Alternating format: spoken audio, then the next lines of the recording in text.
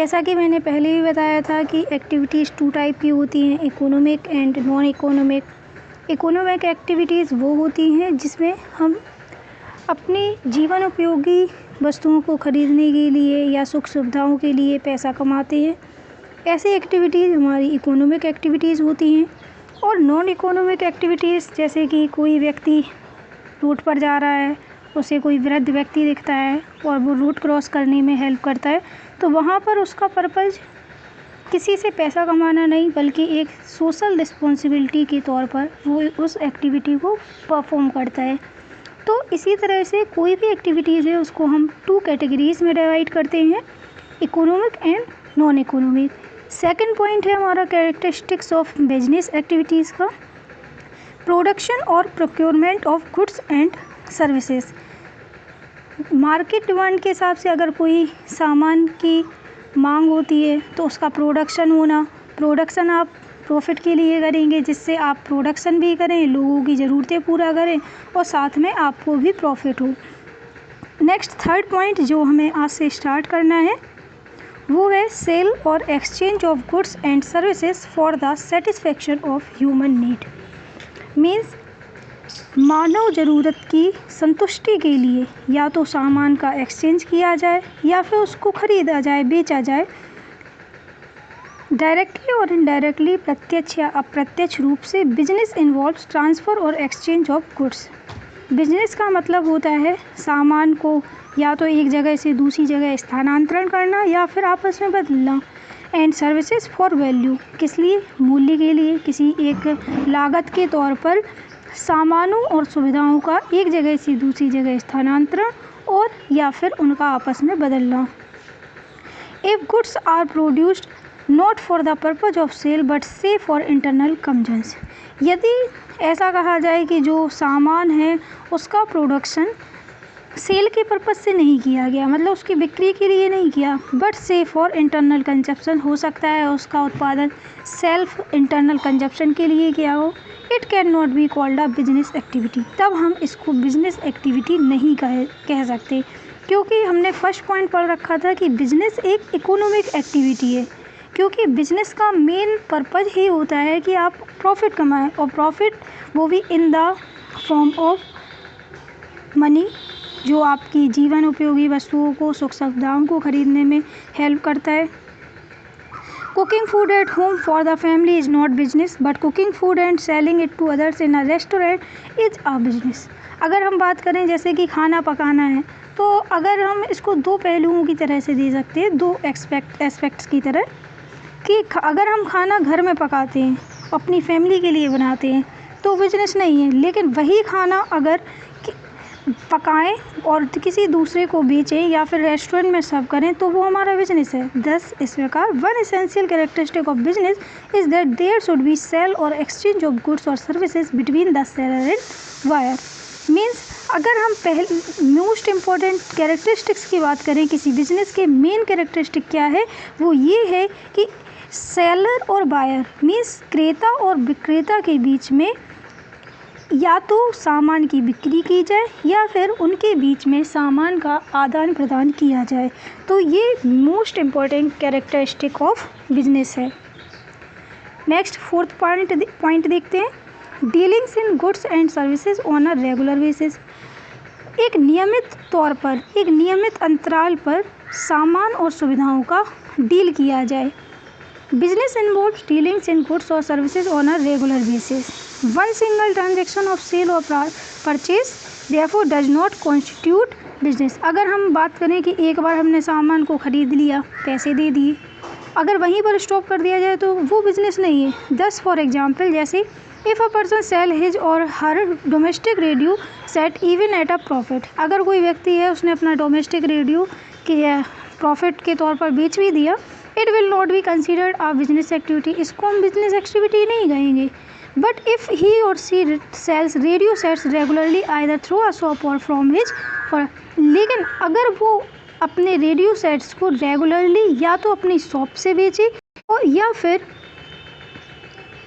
Residence से, अपने घर से बेचे, it will be regarded as a business activity. तब हम इसको एक बिजनेस एक्टिविटी कहेंगे। मतलब क्या है कि अगर आप बिज़नेस करना चाहते हैं तो उसको आप रेगुलरली अपने प्रोडक्ट्स को सेल करें, परचेज़ करें, तब तो बिज़नेस कहा जा सकेगा। लेकिन अगर आप डोमेस्टिक रेडियो सेट या किसी भी अप्लायंस को बेचते हैं एक बार, आपको उस टाइम तो प्रॉफिट मिल जा रहा है, लेकिन रेगुलरली आपको प्रॉफिट या लॉस नहीं हो रहा है, तो हम उसको बिज़नेस एक्टिविटी नहीं कहेंगे। फिफ्थ कैरेक्टरिस्टिक है बिज़नेस का profit earning. One of the main purpose of business is to earn income by way of profit. Main purpose, जैसे कि मैंने पहले भी बताया था, बिजनेस का मेन पर्पज है प्रॉफिट अर्निंग। कि अगर कोई बिजनेस किया जाता है उसमें प्रॉफिट नहीं है तो वो बिजनेस क्यों करेगा, क्योंकि उसको तो अपने जीवन यापन के लिए पैसों की ज़रूरत है। तो मेन इम्पॉर्टेंट है profit earning. No business can survive for long without earning profit. अगर कोई बिज़नेस है, अगर उसको प्रॉफिट नहीं होता है तो वो कुछ समय के लिए ट्राई करेगा, कुछ और समय के लिए वेट करेगा, लेकिन अगर उसको प्रॉफिट किसी भी कंडीशंस में नहीं हो रहा है तो वो बिज़नेस आगे तक नहीं जा सकेगा। दैट इज़ वाई, यही कारण है businessman make all possible efforts to maximise profits. यही कारण है कि जितने भी व्यापारी हैं वो अपने प्रॉफिट को मैक्सिमाइज करने के लिए हर एक पॉसिबल एफर्ट को अंडरटेक करते हैं by increasing the volume of sales और रिड्यूसिंग द कॉस्ट। चाहे उनको अपने सेल्स के वॉल्यूम को बढ़ाना पड़े और अपने कॉस्ट को कम करना पड़े। सिक्स्थ कैरेक्टरिस्टिक देखते हैं अनसर्टेनिटी ऑफ रिटर्न। रिटर्न की अनिश्चितता, जैसे अभी इस टाइम ई कॉमर्स का ज़्यादा ज़माना है तो वो भी अपने प्रोडक्ट्स को इस क्वालिटी के साथ डिलीवर करना चाहते हैं कि उनको वो प्रोडक्ट किसी भी कंडीशन में रिटर्न ना मिले।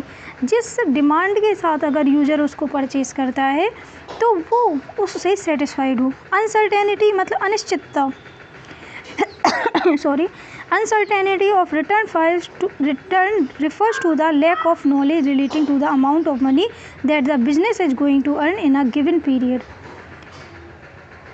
लौटाने की अनिश्चितता का क्या मतलब? लैक ऑफ नॉलेज, ज्ञान की कमी, relating to the amount of money, कि उनके पास जो मनी की अमाउंट है उसके से लेकर that the business is going to earn, कि एक पर्टिकुलर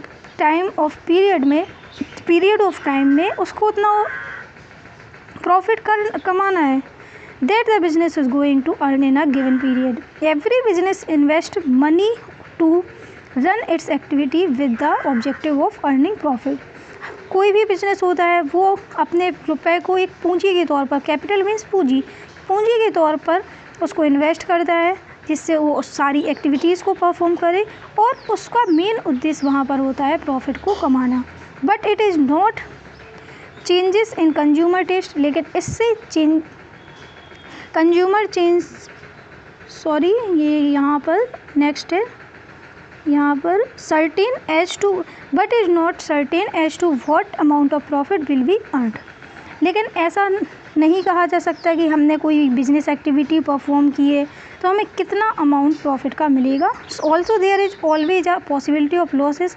कई बार हमें घाटा लगने की भी संभावना होती है। In spite of the best efforts put into the business, चाहे हम जितने भी कड़े प्रयास करें, कई सारे पॉसिबल एफर्ट्स लें, लेकिन कई बार उसमें रिस्क होता है कि आपको लॉस भी लगे। नेक्स्ट सेवन्थ एक्टिविटी है element of risk. Risk is the uncertainty associated with an exposure to loss. Risk एक अनसर्टेनिटी है, एक अनिश्चितता है जो किससे रिलेटेड है? लॉस से, हानि से। It is caused by some unfavourable और अनडिजायरेबल इवेंट। ये एक अनफेवरेबल, हर सभी लोग चाहते हैं प्रॉफिट हो, तो किसी के लिए फेवरेबल तो है नहीं और ना ही किसी का ये इच्छा होती है कि वो उसका बिजनेस लॉस में जाए। हमेशा हर कोई अपने प्रॉफिट के लिए कमाना चाहता है। The risk are related with certain factors. जो रिस्क हैं वो कुछ निश्चित फैक्टर से रिलेटेड होते हैं। चेंजेस इन कंज्यूमर टेस्ट, जो कंज्यूमर के टेस्ट को चेंज कर देते हैं, मीन्स कंज्यूमर की क्या डिमांड है उसके अकॉर्डिंग उसको सेटिस्फेक्शन मिल रही है या नहीं मिल रही है, क्वालिटी क्या है, कॉस्ट क्या है, तो ये सारे फैक्टर्स हैं। एंड फैशंस, समय के साथ फैशंस चेंज हो रहे हैं। चेंजेस मेथड्स ऑफ प्रोडक्शन के मेथड्स में चेंजेस होना। स्ट्राइक और lockout in the work place, उस टाइम पर लॉकआउट होना या फिर स्ट्राइक होना। Increased competition in the market, एक ही प्रोडक्ट मार्केट में अलग अलग कंपनीज पर सेलिंग कर रही हैं। In fire, theft, accidents, natural calamities ETC, ये कई सारे ऐसे कॉमन फैक्टर्स हैं जो प्रोडक्ट की सेलिंग को लेकर रिस्क उठाते हैं।